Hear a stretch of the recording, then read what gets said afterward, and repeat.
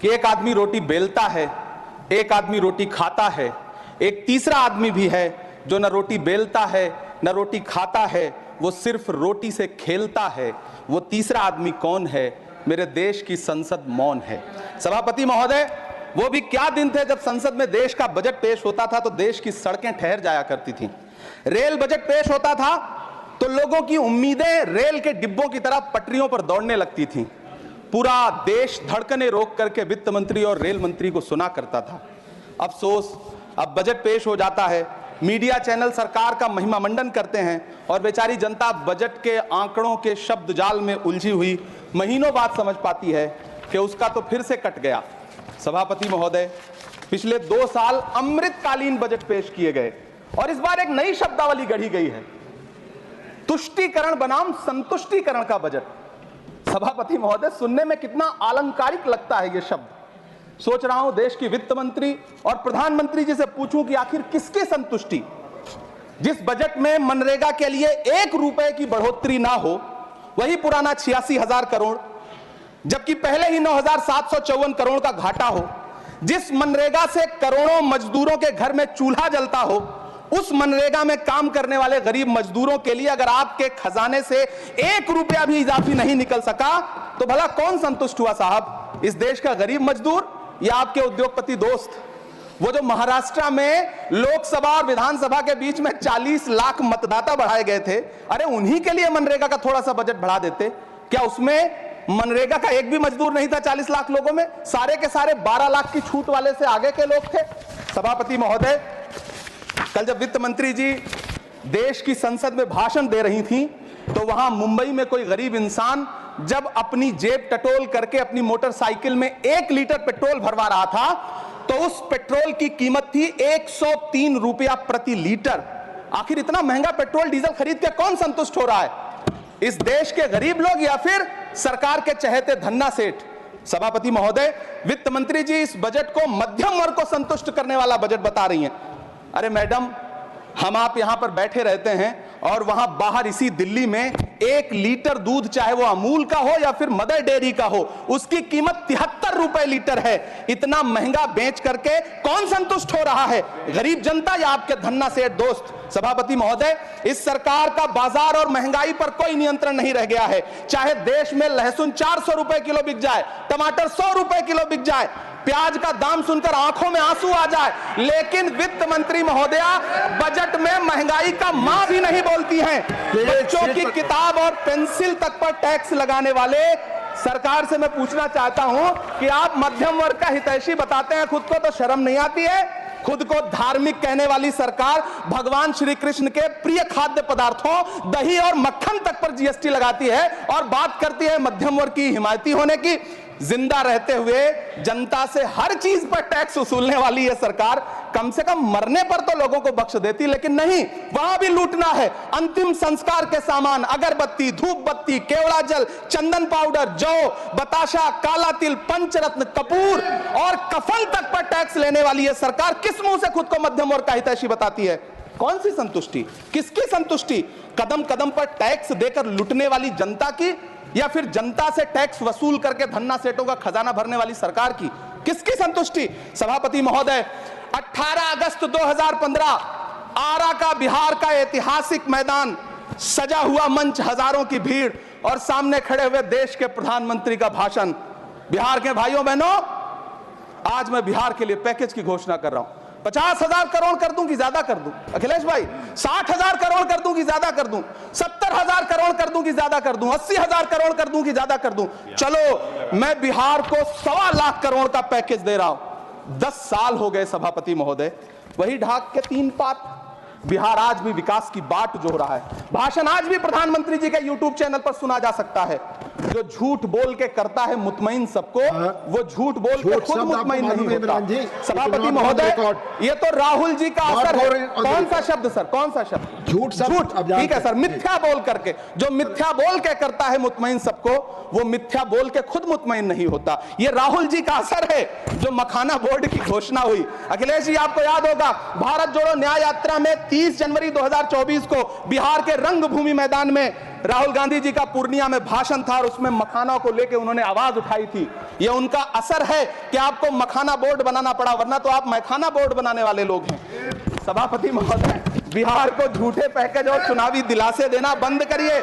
आज भी जब कोसी में बाढ़ आती है तो पूरा सीमांचल बर्बाद हो जाता है। मैंने उस तबाही को अपनी आंखों से देखा है। 2016-17 की बाढ़ में अपने इन्हीं हाथों से राहत सामग्री बांटी है मैंने। अगर सच में बिहार के लिए कुछ करना चाहते हैं तो बिहार को बाढ़ से बचाने का प्रबंध करिए।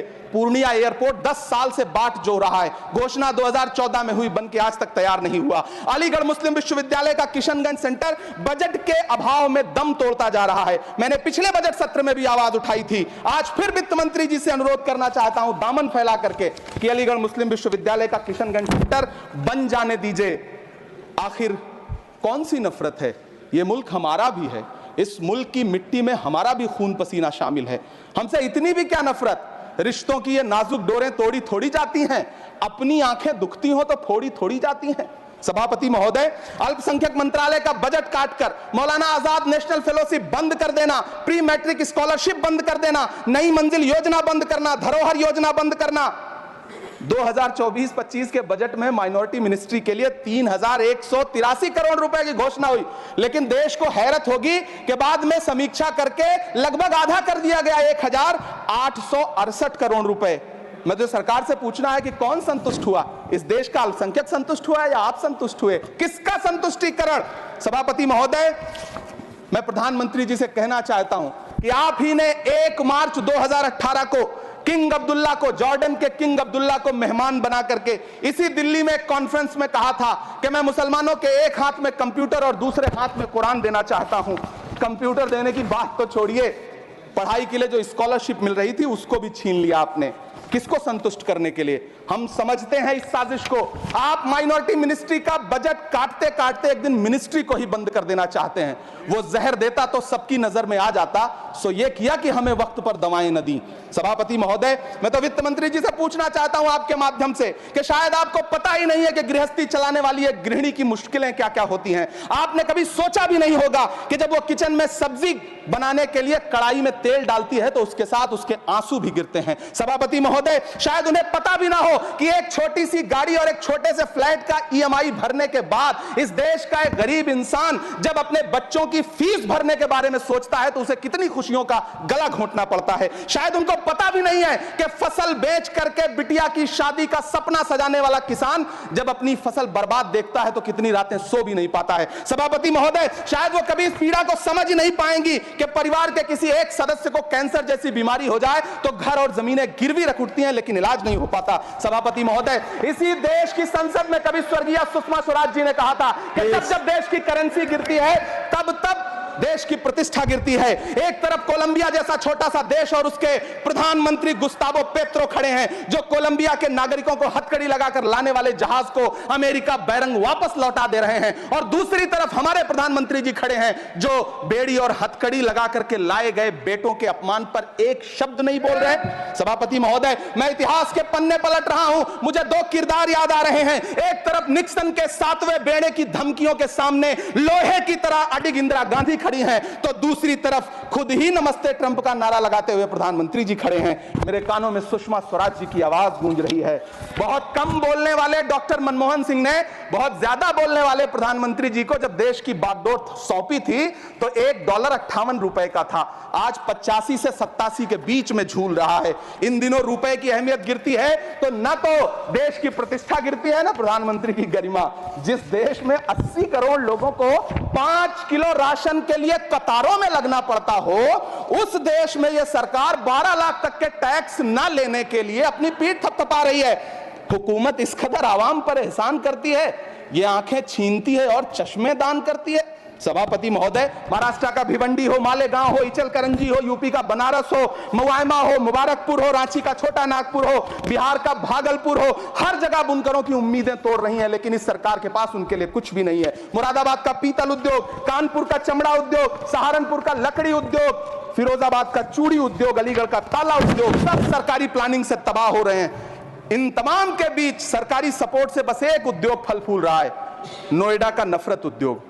सभापति महोदय, जिस देश में 40 से 45% मेडिकल फैकल्टी की सीट खाली हो, वहां बजट में 75,000 नए मेडिकल सीट्स का ऐलान हो रहा है। सरकार बहादुर, कम से कम इस देश के पढ़े लिखे युवाओं को तो मूर्ख समझना बंद करिए। वो अब तिजारती पहलू निकाल लेता है। पहले 7500 मेडिकल सीट्स बाद में बनाइएगा, पहले जो एम्स में 2161 पद खाली पड़े हैं उनको तो भर दीजिए। वो अब तिजारती पहलू निकाल लेता है। मैं कुछ कहूं तो तराजू निकाल लेता है। मैं इसलिए भी तेरे फन की कद्र करता हूं तो झूठ बोल के आंसू निकाल लेता है। सभापति महोदय, फिर झूठ आया है, मैं उसे मिथ्या कर दे रहा हूं। शायरी में बार बार आ जाता है, क्या करूं महोदय? काश ये बजट, सभापति महोदय, वो एक शब्द मैं मिथ्या कर दे रहा हूं सर, वो एक शब्द को हटा दीजिए। ध्यान रखें, ऐसे जो भी शब्द होंगे आपके वहां। सभापति महोदय, काश ये बजट बीपीएससी के पेपर लीक की शिकायत करने वाले नौजवानों पर बरसती हुई पुलिस के लाठियों पे, जख्मों पर मरहम लगा पाता। सभापति महोदय, पिछले 80 दिन से 70 साल का एक बुजुर्ग एमएसपी की लीगल गारंटी मांगता हुआ आमरण अनशन पे बैठा हुआ है। काश ये बजट किसान नेता जगजीत डल्लेवाल की टूटती हुई सांसों की पीड़ा सुन पाता।